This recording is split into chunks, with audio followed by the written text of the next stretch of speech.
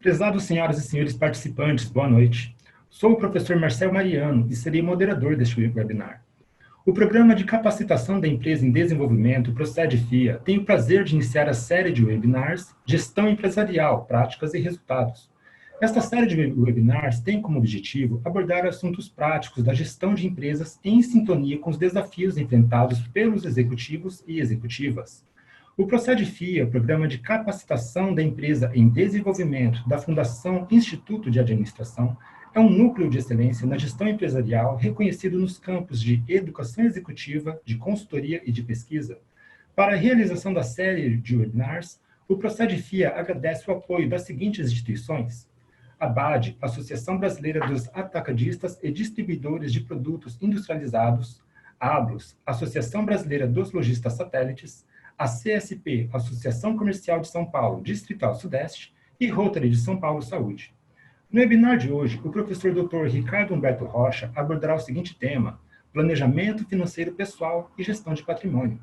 O professor Ricardo Humberto Rocha é doutor em administração pela Faculdade de Economia, Administração e Contabilidade da Universidade de São Paulo. Desde 1999, atua como professor da FIA Business School e de outras instituições de ensino. É consultor da Ambima, Associação Brasileira das Entidades dos Mercados Financeiro e de Capitais, consultor da FEBRABAN, Federação Brasileira de Bancos, e INFE, Instituto FEBRABAN de Educação. Consultor da B3SA, consultor da Planejar, Associação Brasileira de Planejadores Financeiros, e consultor da Fundação Carlos Chagas. Possui diversos livros publicados, atua na área de finanças, nos temas de finanças de mercado, finanças corporativas, gestão de riscos, educação financeira. É mentor de diversos projetos de fintechs. Foi sócio fundador do portal de comércio eletrônico Gibraltar. Foi executivo de tesouraria de diversas instituições financeiras. Este webinar terá duração de 60 minutos e será dividido em duas partes. Na primeira parte, o professor Ricardo Humberto Rocha apresentará durante 45 minutos o tema Planejamento Financeiro Pessoal e Gestão de Patrimônio, focalizando os desafios dos executivos e executivas das empresas e instituições. Na segunda parte, os participantes terão 15 minutos para fazer perguntas. Com a palavra, o professor Ricardo Humberto Rocha. Bem-vindo, professor. Obrigado, boa noite. Obrigado pela apresentação. Eu inicio agradecendo aí ao Procede, ao professor Almir, ao Prachedes, a toda a equipe, pessoas pelas quais eu tenho muito respeito, admiração e carinho. E é um prazer estar aqui com vocês, podendo falar de um tema tão relevante, né? Eu começo aqui a minha conversa fazendo uma provocação para todos, dizendo o seguinte: quando você pega aqui uma rodovia que sai de São Paulo, ou você pega alguma alça de acesso aí do Rodoanel, se você olhar, o motorista está do lado esquerdo, né? Se ele olhar para o lado direito, principalmente quando você vai tangenciando bairros mais populares, o que você vai perceber? Um mar de azul, tem várias coisas azuis, como a minha Polo aqui, está cheia de azul. O que é esse azul? São as caixas d'água, né? Então, elas têm um material lá sintético, e, enfim, meio plástico e tal, e você vê a caixa d'água azul. Bom, mas o que tem a ver a caixa d'água com o seminário de planejamento pessoal e gestão do patrimônio? Tem tudo, né? Porque, assim, 5, 6 anos atrás, tivemos uma crise hídrica, as pessoas reclamaram do então governador Geraldo Alckmin, talvez tivesse um pouco de razão, talvez não, talvez as críticas tenham sido exageradas, reclamaram da Sabesp, mas elas não perceberam que se elas tivessem caixa d'água, e no Brasil pode, se tivesse em Nova York não pode, mas no Brasil pode, você teria passado melhor a crise hídrica.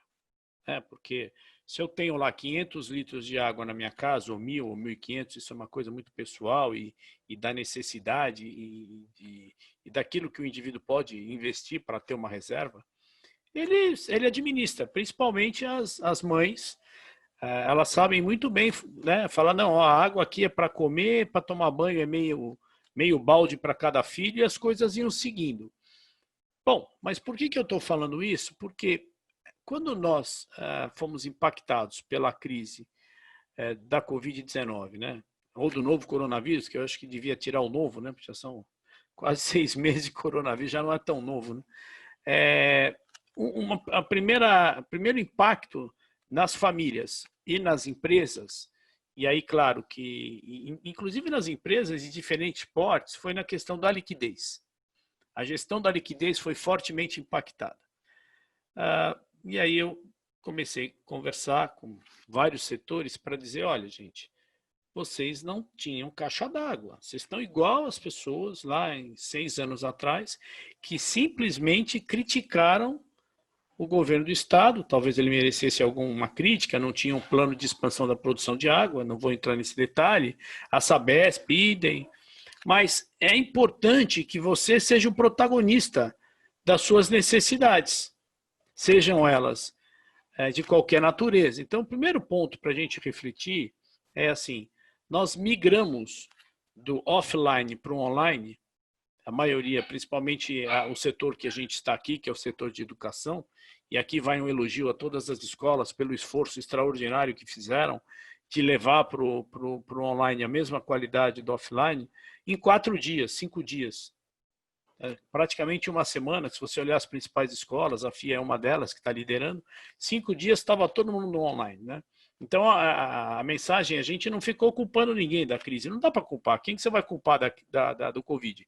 Se você tem uma crise com a gravidade que você tem, eu já vou comentar sobre ela, sobre a simetria e sobre a leitura de cenários, que nem o serviço de informação e de segurança dos Estados Unidos, da Inglaterra, da França, do Canadá, da Nova Zelândia e da Rússia e de Israel conseguiram identificar, então, de fato, é uma crise sem precedentes, né?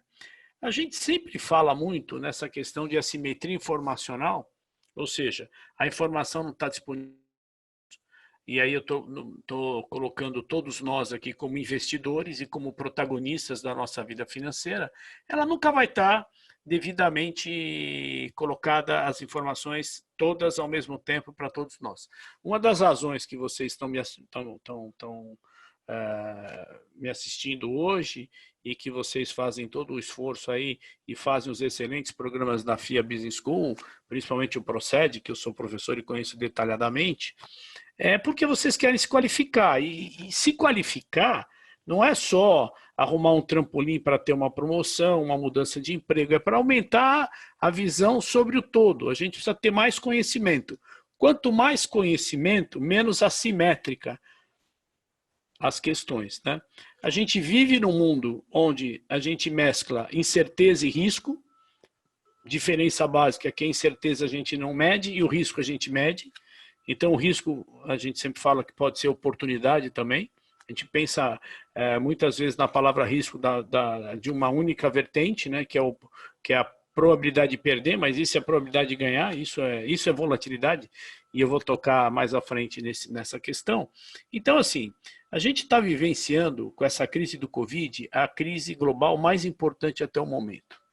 Fazer uma retrospectiva rápida para vocês.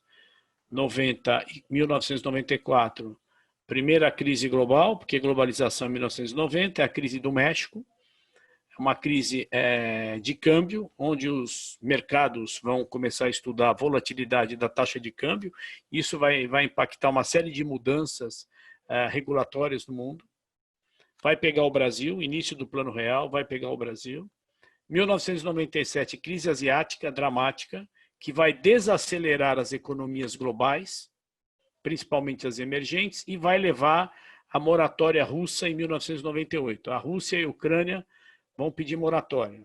Talvez a mais importante crise de crédito para quem quer estudar crédito, que vai levar à crise cambial brasileira de 1999. Né? Na sequência, nós vamos ter a crise das .com nos Estados Unidos em 2000, 2001, com o Ralito na Argentina, problemas muito mais de política do que de economia, problema de sucessão presidencial. 2001, 11 de setembro. Aí você vai ter um período que... E também a crise da Turquia, com a moeda local. Então, notem que de 94 a 2002, em 8 anos, diversas crises, e isso vai trazer aprendizado, impacto, perda, e uma mudança no mindset das pessoas olharem o mundo, dizendo, é importante, eu não consigo ser adivinho, não é isso que eu estou falando para vocês, mas eu preciso sempre criar um cenário. mais provável, mais pessimista, menos pessimista. Tá? Então, primeira coisa, precisamos estar atentos às informações para ter uma leitura. Aí nós vamos ter um período de gap entre 2002 e volta uma crise intensa em 2008, a crise mãe até então, que atinge todas as economias, a crise do subprime.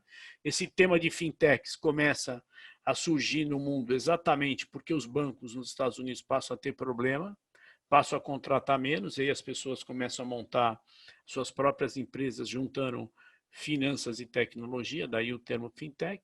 Vem a crise europeia de 2009 e aí respiramos um pouco. Vamos ter crises locais aqui brasileiras. Né? Governo Dilma, um problema de gestão de política econômica, depois a gente vai ter o Joesley Day, eleição do Bolsonaro, mas eram coisas mais relacionadas. E aí vem o Covid. E o Covid trouxe a tripla assimetria. Eu falo que é A3, né? Porque ela é uma assimetria sanitária, muito se fala, mas ninguém tem muita convicção quando a normalidade volta. Os setores foram impactados de maneiras diferentes e as pessoas foram impactadas, que é o tema do meu webinar. Ela é uma crise econômica, porque na medida que a sociedade não pode cumprir a sua rotina normal de sair de casa para trabalhar, isso tem impacto na produção, e aí você tem simultaneamente problema de oferta e de demanda. Né? É só a gente perceber, o professor Marcel está até super bem elegante aí de blazer, tá? Mas eu confesso que eu estou usando uma polo aqui, e quando eu olho lá o meu guarda-roupa, eu fico pensando, né? Será que eu precisava ter tanta roupa aqui, né? A gente já tem a regra do 70-30 e que a gente usa 30% do que tem, né?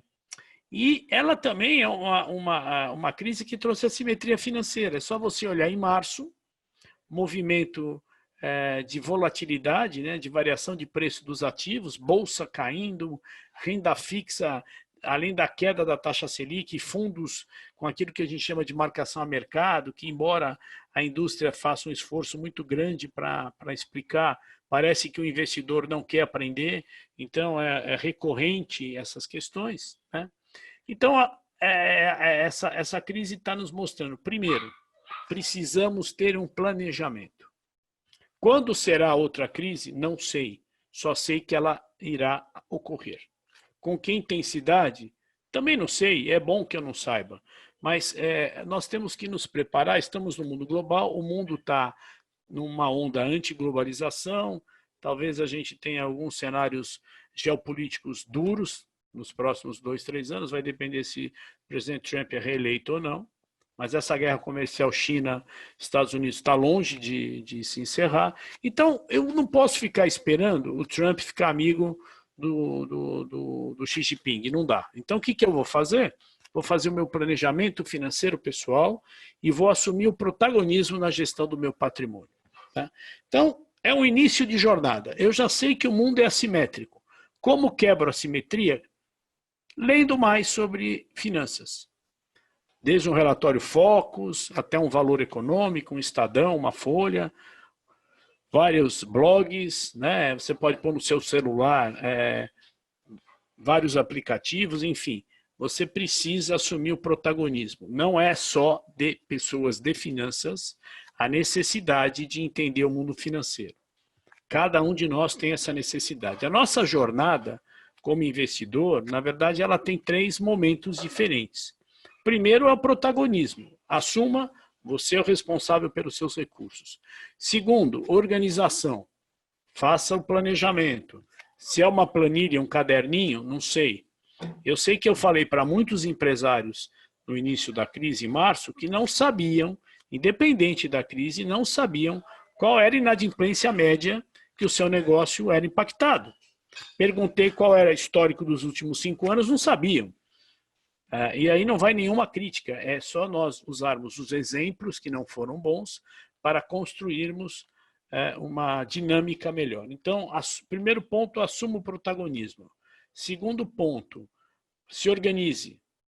E, obviamente, quando eu falo para a pessoa física, e agora eu não vou falar para o empresário, vou falar para a pessoa física, regra básica da organização, gaste menos do que ganha.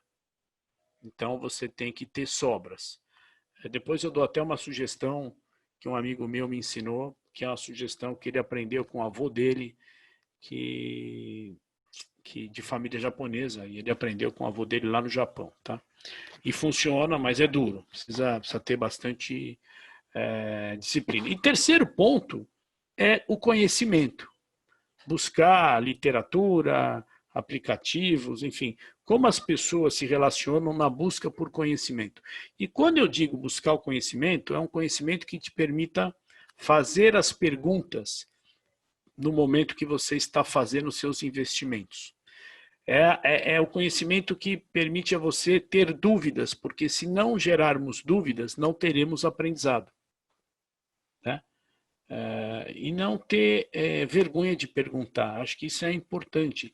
A literatura financeira, ela aparenta ser complicada. O pessoal usa um termo aí, eu às vezes não gosto muito, que é o Faria Lima Elevator, né? Na verdade, como na Faria Lima você reúne a maior parte dos banqueiros, né? Toda essa juventude que vai para o mercado financeiro, ela tem essa vontade de entender esse linguajar, mas ele está acessível para todo mundo, né? É só uma questão da gente querer, é só a gente verificar do WhatsApp para cá, não estou nem falando do Facebook, do WhatsApp para cá, do Instagram, do TikTok, a gente vai aprendendo e as pessoas conversam uma com as outras quando tem dificuldade, né? Tem gente que é um pouco mais organizada, vai lá no Google e como fazer tal coisa no WhatsApp. O outro tem um pouco mais de preguiça, liga para um amigo. E fica uma difusão de conhecimento, que é muito interessante. Portanto, quando a gente fala em tecnologia, olhando para um smartphone, a simetria do uso diminuiu. Por que diminuiu? Porque a gente se interessa em aprender. Você tem que se interessar em aprender os seus investimentos. Você não pode delegar. Você pode cobrar o rendimento que alguém te proporcionou, se foi bom ou se foi ruim. Mas não delegar no sentido de dizer, eu estou lá com o banco X ou com o agente autônomo Y.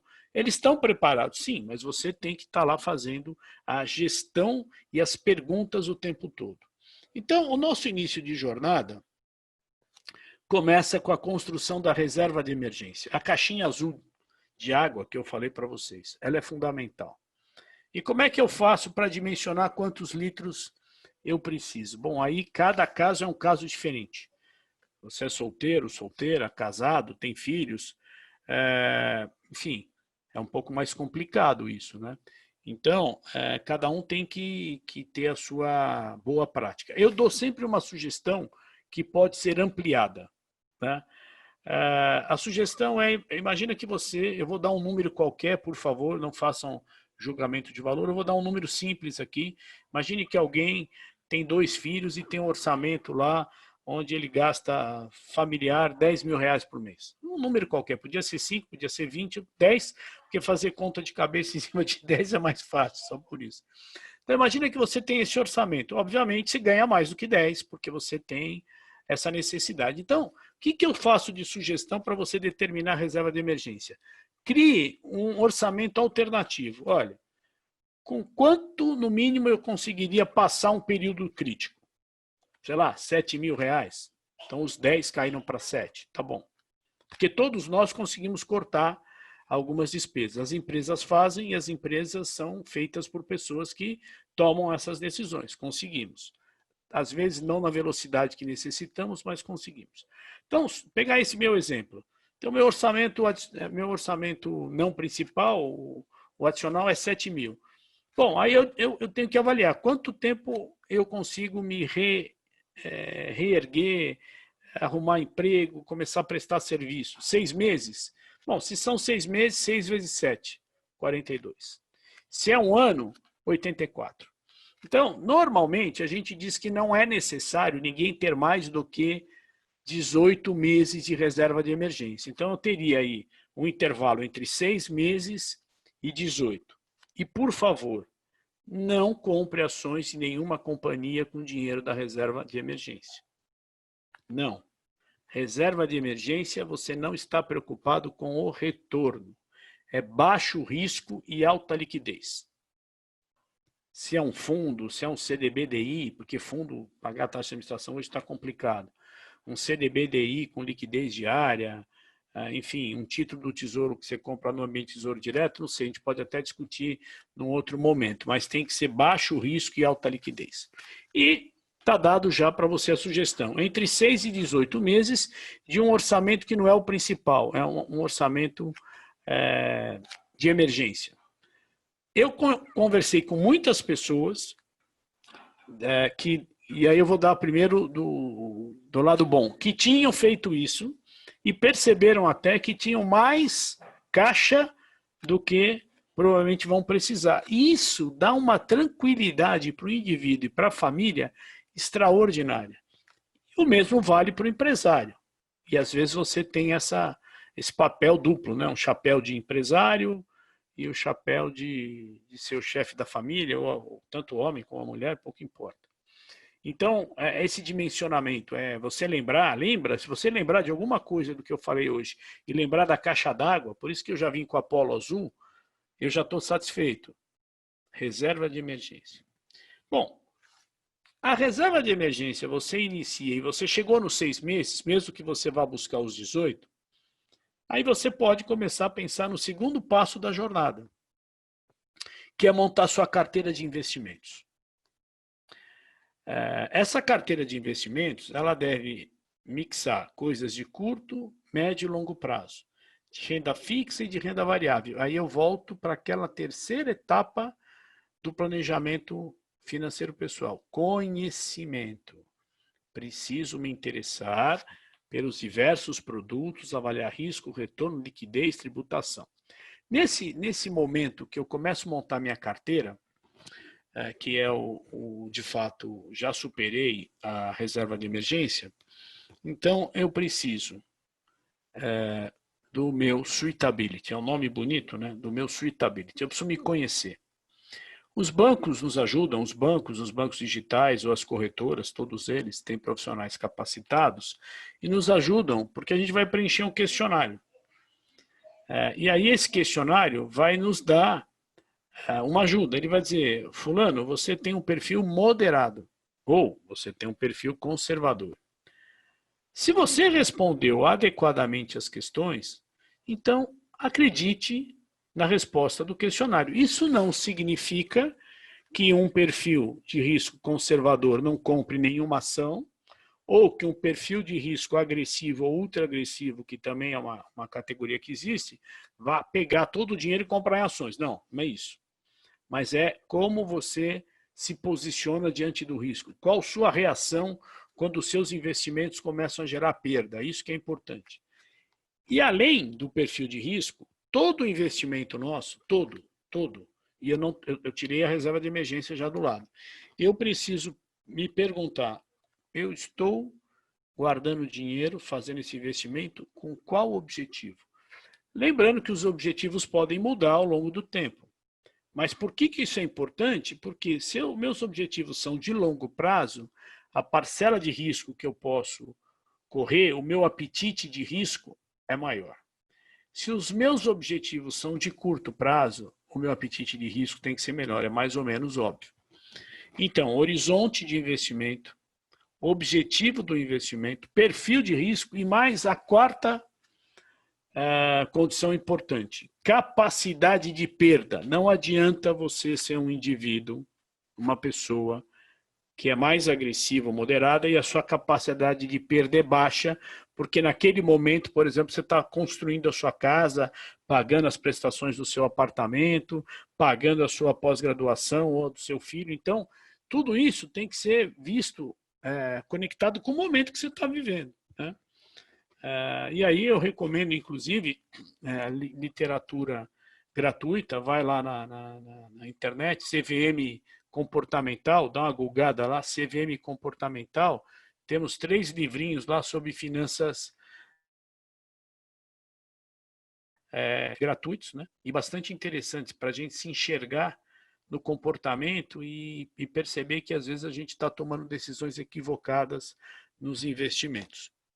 Bom, se eu sei o meu perfil, minha capacidade, objetivo e horizonte, então agora eu vou, dentro do meu esforço de aprendizado, alocar ou renda fixa ou renda variável. Notem que o Brasil vem de uma queda de taxa de juros extraordinária. Não acho que vai ficar nesses 2%, 2,25% a vida toda. É um momento atípico da crise e o Banco Central está fazendo uma política com taxa de juro baixa para compensar a questão fiscal que está desequilibrada, portanto, o custo da dívida pública está ficando muito baixo e compensa a perda de arrecadação. A inflação está baixa esse ano, desemprego está alto, a gente não sabe de fato quanto que o PIB vai decrescer, a gente só sabe que ele vai ser negativo, mas ainda não dá para ter uma ideia. Talvez não seja tão ruim quanto a gente pensa, isso pode ser positivo para uma retomada do ano que vem. Mas assim, existem diversos ativos de renda fixa. O que eu tenho que fazer? Estudá-los. O que é um fundo com crédito, por quê? Porque a Selic talvez suba daqui a algum tempo, os mercados de juros futuros já indicam isso, mas para 4%, 5%. Pegar 4%, 5% ao ano, tirar o imposto de renda, tirar a taxa de administração, portanto, os nossos portfólios daqui para frente têm que ter um percentual de risco maior. Se vai ser em fundo multimercado ou na compra de ações, eu não sei. Você que vai ter que responder essa pergunta. O sistema financeiro está preparado para te responder. Claro que você tem que ser o protagonista desse processo. Aí, além de você olhar a renda fixa e a renda variável, ou investimentos alternativos, como fundos imobiliários, e nesse aspecto, a única coisa que eu solicito uma atenção é esquecer o que deu o passado. O retorno passado não significa retorno futuro. Muita calma, por isso que volta no início de você fazer uma leitura para diminuir a sua assimetria.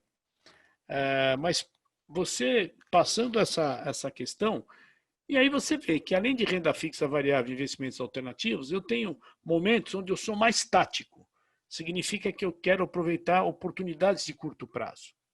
Por isso, ler os informes que eu recebo da minha corretora também são importantes. Sugestão de carteira também é importante. Eu sou mais tático, eu posso aproveitar um movimento de custo. E a maior parte do meu dinheiro eu vou ser estratégico. Então, eu posso selecionar uma carteira de ações que paguem dividendos, por exemplo, e fazer alocação. Né?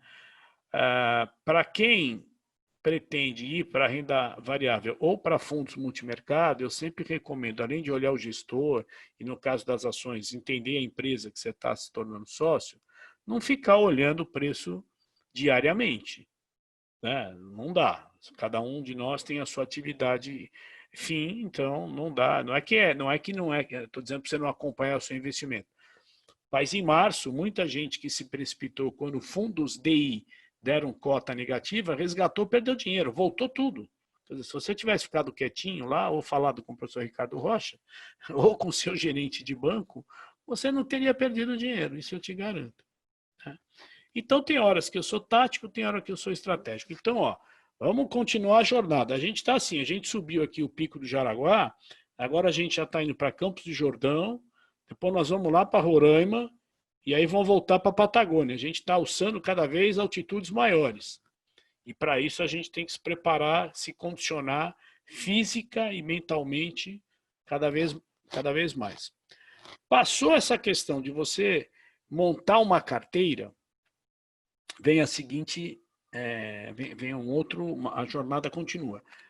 Previdência, que eu prefiro chamar de aposentadoria. Qual é o meu plano de aposentadoria? Se eu sou um funcionário público, eu tenho que ver a minha condição, mesmo assim eu deveria complementar. Se eu sou INSS, tenho que complementar. Lembrando que o INSS, no limite, ele não é ruim, gente. É que ele foi mal vendido ou as pessoas, entre gerações, tiveram uma visão diferente. As pessoas que conseguem se aposentar no teto, e elas têm um valor razoável. Claro que esse valor tem que ser somado a outros que você acumulou ao longo do tempo e que você teve tempo para fazer isso. Né? E dizendo o seguinte, que essa ideia da aposentadoria aos 65 anos, que gerou muita polêmica na reforma da Previdência aqui no Brasil, ela é uma ideia antiga, do século retrasado, de um cara chamado Otto von Bismarck, que fez a unificação das Alemanhas, né, dos principados alemães, conduziu a Alemanha a um protagonismo importante, embora tardio, e ele mesmo não se aposentou porque morreu antes, né? E a boa notícia é a má notícia, vamos viver muito tempo. Isso é muito bom, se nós planejarmos, além de cuidar da saúde, cuidarmos do bolso, da saúde do corpo, da mente, espiritual, mas aí é uma questão de cada um, e do bolso, né? É um aspecto importante também. Então, eu acho que você precisa ter, se você é funcionário público, mesmo assim, complemente com uma previdência, verifica se você tem vantagem fiscal em fazer um PGBL. Se você é profissional liberal, recolha INSS, faça uma complementar. Se você é assalariado, é complementar. A complementar, com essa disputa que você tem acompanhado nos jornais entre bancos e corretoras, eu mesmo outro dia tive uma contribuição na mídia aí que deu bastante curtida lá no LinkedIn, né? Eu disse que tanto os bancos como as corretoras estão preparadas. O bom é que essa concorrência fez com que os produtos de previdência ficassem mais acessíveis e mais baratos, com taxas de administração mais baixas e com isenção de taxa de carregamento. Então, se eu for pensar nos pilares da aposentadoria, só tomar uma água aqui, nos pilares da aposentadoria, primeiro pilar, funcionário público, ótimo, faça uma complementar. Funcionário iniciativa privada, INSS, faça uma complementar. Profissional liberal, recolha o INSS. E faça uma complementar. Isso é importante. Então, esse pilar é importante. Segundo pilar, se sobrar dinheiro, reforce os investimentos que estão na fase anterior de longo prazo, com o objetivo de aposentadoria. Né? Que aí você muda o objetivo, e aí ele é longo prazo, é fundamental. Imóveis, eu acho que nem tanto ao céu, nem tanto à terra, nem tanto à eira, nem tanto à beira. Você olhar a sua pizza de investimentos, você ter de 10% a 15%, ou 20% até, ao longo da vida, imobilizado, não é ruim. Não é ruim. O ruim é você ter mais do que 30% imobilizado, a não ser que você seja um investidor profissional no setor de imóveis. Aí é diferente. E aí eu não preciso falar isso para você, que você sabe mais do que eu. Mais que 30% é ruim, principalmente quando você vai ficando mais velho e a liquidez ela é complicada. E aí você tem problema de vacância, de inquilino, de IPTU. Muita gente foi pego de calça curta nos últimos anos com aumento absurdo de IPTU. Então a gente tem que olhar isso também, isso é um fato importante. Mas eu posso ter também, um dos pilares da minha aposentadoria, a parte imobiliária. E aí vem o outro pilar, que é o último para a aposentadoria, educação continuada, ou seja, como a gente vai viver muito e as experiências serão intensas e muitas, a gente vai se transformando ao longo do tempo. Eu vou dar o meu exemplo apenas como, não que eu me julgue melhor ou pior do que ninguém, pelo contrário. Eu comecei em banco em 1983, como estagiário num banco de investimento, na renda fixa, e assim fui me transformando, gerente, diretor, até 1999, quando decidi sair.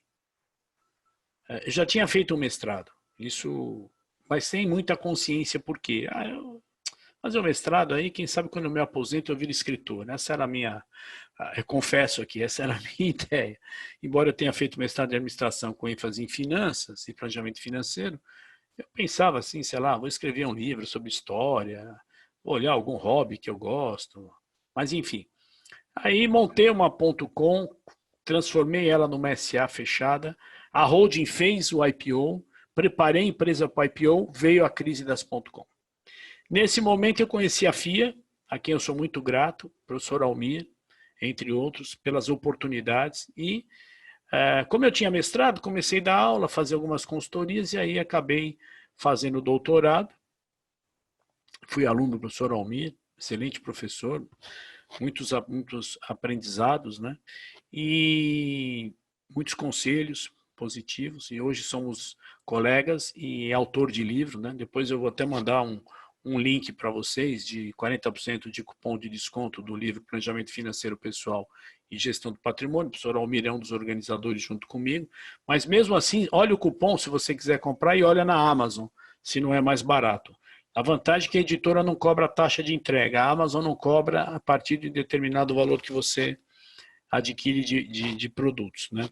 Então, assim, e aí eu fui me transformando.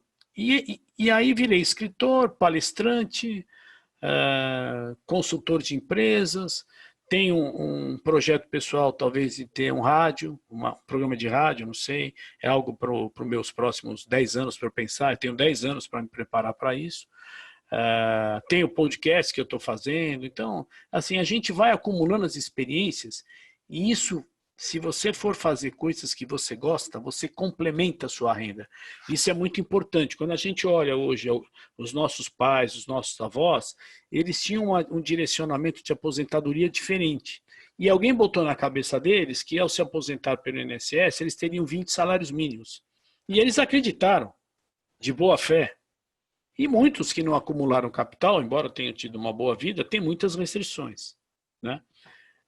Então, acho que os pilares da aposentadoria vão do INSS ao regime de funcionário público, a um plano de previdência, aí você tem que olhar se é PG ou VG em função do benefício fiscal para você, investimentos de longo prazo e se reinvente o tempo todo. Bom, aí a gente já superou a questão do plano de aposentadoria. O que eu deveria pensar, talvez paralelo, porque o plano de aposentadoria não preciso ter 50 anos para começar, não, hein? Eu posso ter logo no início da minha carreira profissional. Lá para os 35 anos, talvez, é difícil isso aí, porque cada caso é um caso, mas na média, eu preciso, se constituir família e se tenho pessoas que dependem da minha geração de caixa, preciso olhar como está o meu planejamento de seguros. Isso é importante, pessoal. Tanto um seguro de vida tradicional como um seguro de vida em vida. E tem aspectos do seguro de vida que você precisa avaliar. Não basta deixar o dinheiro. Quantos anos têm seus dependentes financeiros? São jovens?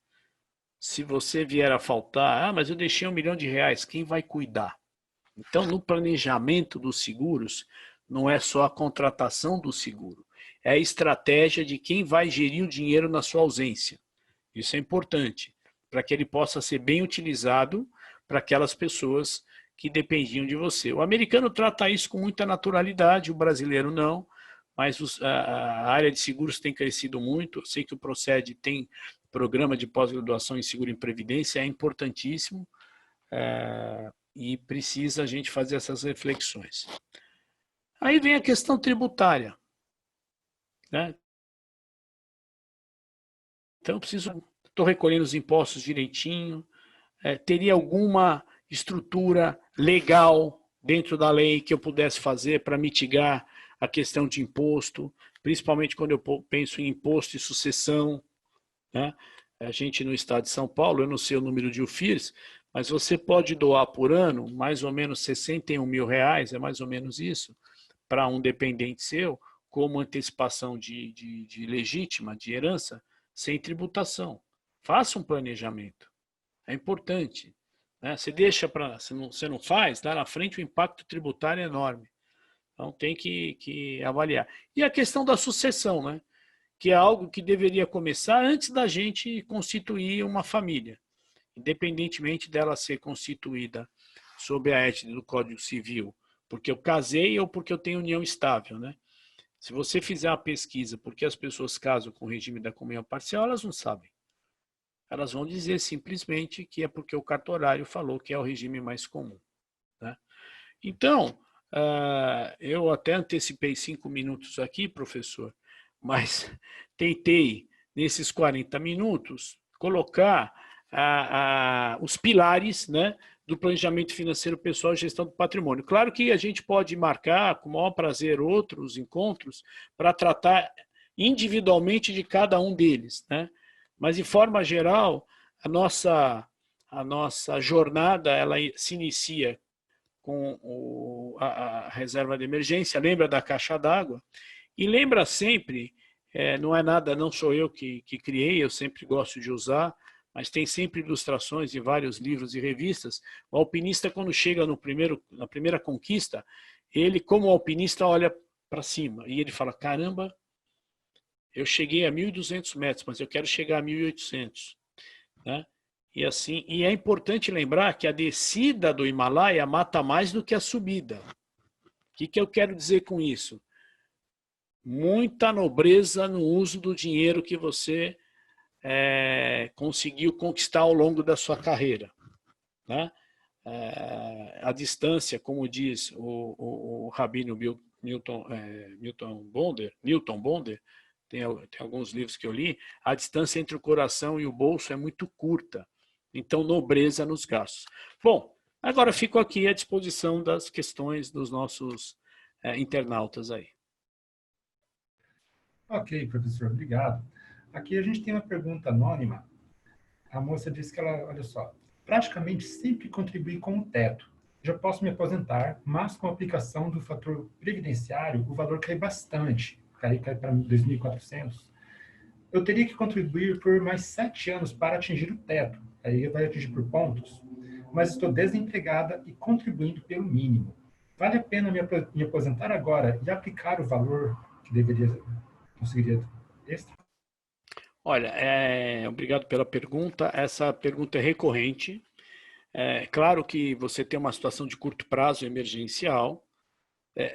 Eu acho que o ponto principal para a gente poder refletir um pouco é assim, se você tomar a decisão de se aposentar, talvez resolva o seu problema hoje, mas você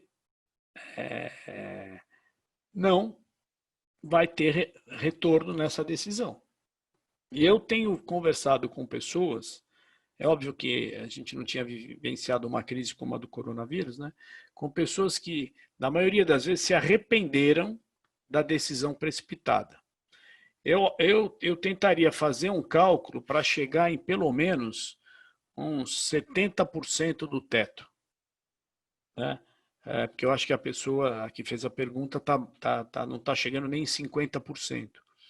Então, é claro que tem a situação do desemprego, é uma situação dramática, mas se você conseguisse uma recolocação, mesmo que recebendo, e aí você tem até essa questão, né, de talvez receber um pouco menos e não abrir mão da sua previdência futura, né? Eu não teria uma resposta única. O que eu posso dizer é que a maioria se arrepende e que se você conseguisse realocar, 7 anos são poucos meses. Se você pensar em meses, né? Não, são 84 meses, não é tanto tempo assim, né? Eu aguardaria um pouco mais, pelo menos. E obrigado Certo. pela pergunta e pela confiança. Agora, olha só, uma pergunta de uma das nossas participantes. Como avaliar a melhor corretora de valores? Boa pergunta. Primeiro, você tem que olhar custos, né? Quanto você paga de corretagem, como é que se dá esse relacionamento. Tá até uma briga muito grande aí, a gente pode até falar o nome, porque já está tão público, XP versus Itaú, né? Eu até brinquei e falei que é o avô brigando com o neto, né? Porque, enfim, e isso foi para televisão e tal. Então, do lado das plataformas, né, para a gente não ficar só em uma, do lado das plataformas, você tem um agente autônomo te atendendo. O que você precisa é conversar com ele, e conversa com um, com dois, com três, e pergunta quais são os custos que eu pago aqui. Esse é um primeiro momento. Talvez alguém que você conheça para ver se a experiência de atendimento está sendo boa. Acho que isso também é importante, né? Todas elas são reguladas pelo Banco Central e pela CVM com autorregulação da Bolsa. Então, eu não teria nenhuma preocupação em relação a risco, né? O sistema financeiro brasileiro é muito bem controlado. Se você tem investimentos numa corretora e se ela vier a ser liquidada, usando um termo popular, se ela vier a quebrar, né, a custódia dos seus investimentos vai passar para outra corretora. Acho que o ponto é saber quanto eu pago de custos nos meus investimentos. Acho que esse é o ponto, inclusive a pergunta é muito boa, agradeço, porque está no cerne dessa briga. né? E aí, claro, a experiência do usuário, que é o que a gente fala hoje, não é? No mundo digital, até porque provavelmente você vai ter uma relação digital com essa corretora, ver qual é a sua experiência, né? Eu sei que elas melhoraram muito, tem uma briga envolvendo outras grandes também, então a concorrência está sendo saudável para nós, né? Mas a pergunta que eu faria é, conhece alguém? Está sendo bem atendido? E dois, quais os custos? Acho que isso vai te ajudar a responder a pergunta. Ok, obrigado. Agora, olha só. Um dos seus alunos de 2001 hoje é advogado previdenciário e ele pergunta: qual é a estratégia do planejamento do oriental japonês? Ah, boa pergunta. Isso eu aprendi com meu amigo Otto Nogami, que é autor do livro também, Planejamento Financeiro Pessoal e Gestão do Patrimônio. Ele fala o seguinte, porque assim, o planejamento financeiro é um conjunto de boas práticas. Você não tem nenhum grande modelo. Os modelos estão lá em finanças, né? Quando você vai olhar carteira, diversificação, os indicadores. Então, o bom senso global é que você poupe 10% da sua renda líquida. É isso que as pessoas falam. Ah, você ganha líquido 8 mil reais, poupe 800 reais, minimamente. O que faz o oriental? O oriental, ele poupa 20% da renda bruta. Então, vou dar um exemplo de novo dos 10 mil, porque eu faço a conta de cabeça. Só por isso, viu, professor Marcel? Imagina um cara que ganhe 10 e que tenha lá, entre descontos e tudo mais, 3 mil reais. Aos 27,5, mais o INSS, mais alguma coisa que ele tem lá, um plano médico que ele contribui. Então, ele tem um olerite líquido de 7 mil. Se ele aplicar a regra do senso comum, ele vai tentar poupar 700. Se ele aplicar a regra oriental, ele vai poupar 20 de 10, ele vai poupar 2. Então, começa que ele quase que poupa 3 vezes o que a regra, o senso comum manda. Qual é o desafio? Ele tem que saber que vai entrar líquido na conta dele 7. E se dos 7 líquidos ele poupa 2, sobram 5. Portanto, ele tem que ter uma disciplina oriental para fazer o seu orçamento financeiro mensal. Essa é a grande vantagem quando eu ponho um percentual maior. 20 é difícil, eu faço um desafio aqui, é difícil, do bruto, porque 20 do bruto me obriga a viver com orçamento. Aquilo que a empresa vive e que eu estou lá na empresa e ajudo a fazer, e no meu caso eu não faço, dizendo no meu caso genérico, pessoa física, eu tenho que fazer. Então essa regra é importantíssima. Note que a diferença entre poupar 10 do líquido e 20 do bruto significa poupar quase 3 vezes mais. Isso ao longo de 30 anos tem um impacto assim extraordinário. E com a queda da taxa de juros no Brasil, cada vez mais isso será necessário. Por que os orientais fazem isso? Porque a taxa de juros lá é baixa. A taxa de juros é muito baixa, portanto eles têm que aumentar a sua capacidade de poupar. É fundamental, incluindo aí os ganhos adicionais. Esse ano é um ano ruim, tem pessoas que estão buscando colocação, estão desempregadas, tal, mas tudo isso vai passar. E nos momentos que vem o variável, como diz, variável, ele é para ser guardado. Vou dar um exemplo de um viés comportamental que faz com que a gente gaste os bônus sem pensar. Chama-se viés de presente e desconto hiperbólico. É um nome horroroso, né? Mas é mais ou menos o seguinte. Um jovem executivo, uma jovem executiva recebe lá um bônus, fala para os pais, olha, eu recebi 150 mil reais.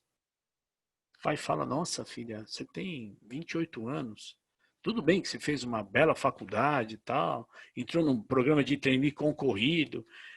Olha, eu não sei o que você deve fazer com dinheiro, mas o teu chefe lá, imagina que essa pessoa trabalha em banco, até para ter mais, ele vai te ajudar, tal. Mas ó, você não tem um sonho de morar fora do Brasil, você não quer fazer, então, você não quer comprar, enfim, você tem. Ele está dizendo para ela assim, ó, olha os seus objetivos e o horizonte. Passa 15 dias, o filho, a filha, geralmente os homens são mais gastões, as mulheres são mais equilibradas, graças a Deus. O rapaz chega lá com um carro de 200 mil. Então, além dele gastar os 150, ele financiou 50. Ele fala, não, mas eu só financiei 50 em 24 meses sem juros. nós somos muito influenciados pelo viés de presente. É difícil pensar no futuro, mas tem que pensar, o futuro é rápido.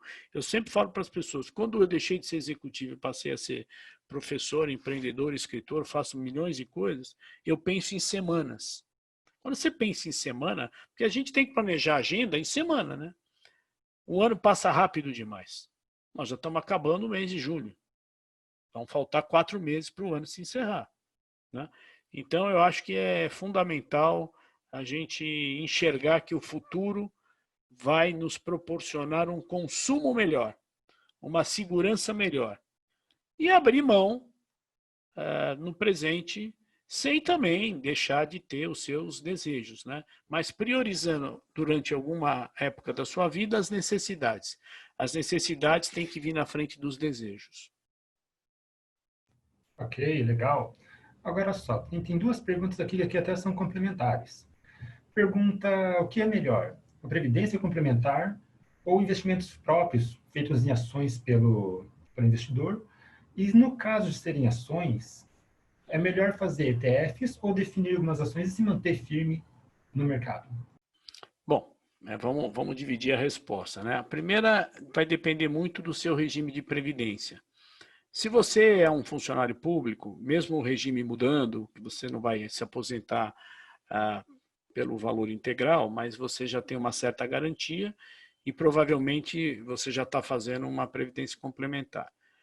Agora, você pode ter as duas coisas. Qual é a vantagem de uma e da outra?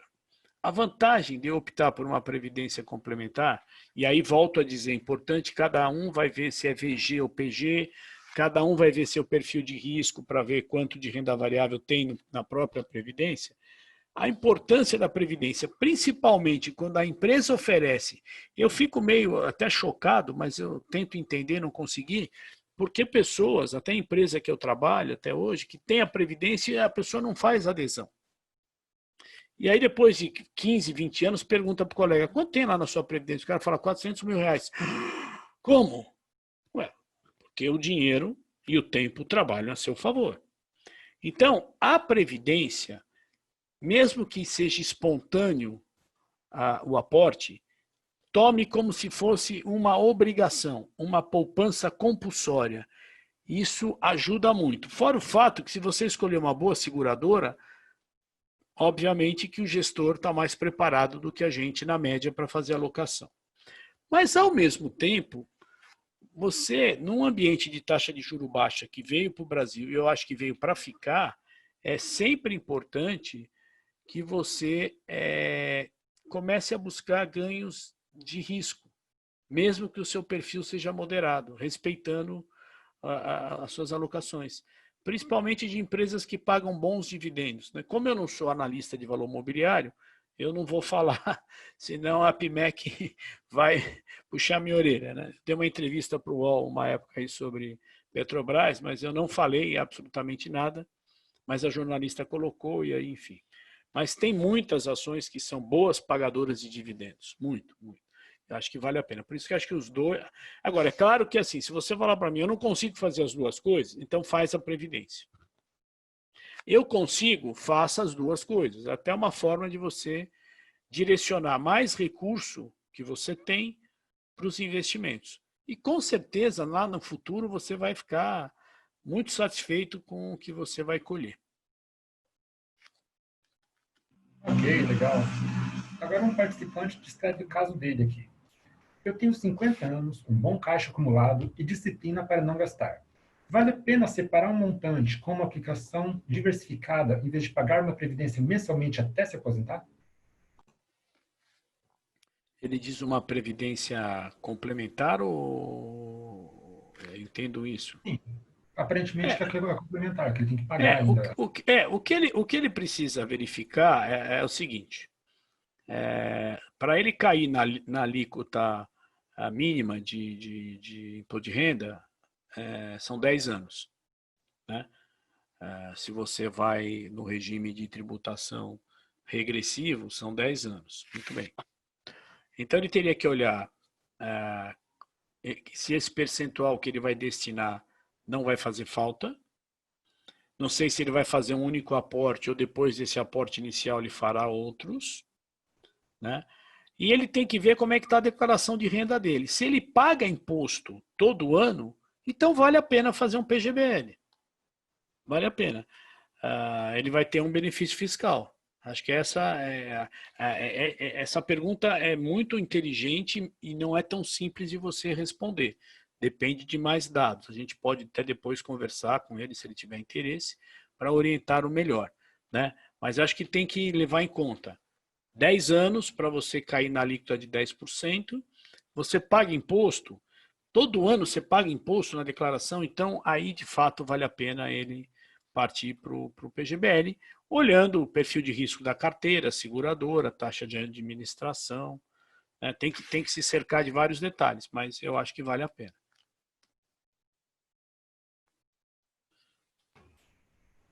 Ok, legal.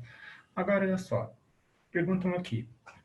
Quanto a essas taxas de investimentos, quais que devem receber mais atenção? Taxa de administração, tributos que são pagos nos investimentos, o que tem que receber particular atenção na hora de contratar esse serviço de investimento? Eu só não respondi uma parte da questão, professor, que ele falou que é melhor comprar ações ou ETF, né? Aí depende como a pessoa olha o mercado. Se ela quer ficar aderente ao mercado, então ela vai para o ETF. Se ela vai para o ETF, ela tem que ter bastante disciplina para nos momentos que você realizar o lucro, né? E se você achar que o mercado vai entrar num período de baixa, realizar perda também. Quando ela escolhe uma carteira que é mais pagadora de dividendos, essa gestão pode ter uma parcimônia maior, né? Então mas assim, são duas estratégias boas. A do ETF exige mais disciplina, né? Então, só para não deixar de responder a questão do colega. Aí você ia colocar a próxima questão? Ok, obrigado. A questão de taxas de investimentos, quais são que Sim. devem receber mais atenção? Eu acho que em fundo, taxa de administração, porque se a gente faz uma conta hoje, pegar até a minha boa e velha HP aqui, se eu pegar aqui a Selic, tirar um 0,5% de taxa de administração, se você tiver uma taxa baixa, você até tem mais baixa, mas tem que ter valores maiores, e tirar na margem 20%, está sobrando 1,4%. Então, seu rendimento real está negativo. Isso não significa que é para amanhã resgatar tudo, pelo amor de Deus. É para ter essa consciência que a parte da reserva de emergência, talvez você durante algum tempo tenha um rendimento negativo mesmo, porque a maior preocupação é ter liquidez.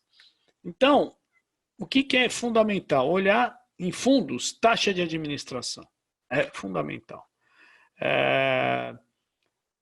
E ver se está adequado ao seu perfil. Porque aí você pode, se está muito concentrado em fundos, talvez os bancos estão pagando, todos os bancos, inclusive Bradesco, Itaú, Santander, estão pagando 100% da taxa DI com liquidez diária, então talvez essa migração seja interessante. Mas lembrando que no curto prazo, o meu objetivo é ter liquidez.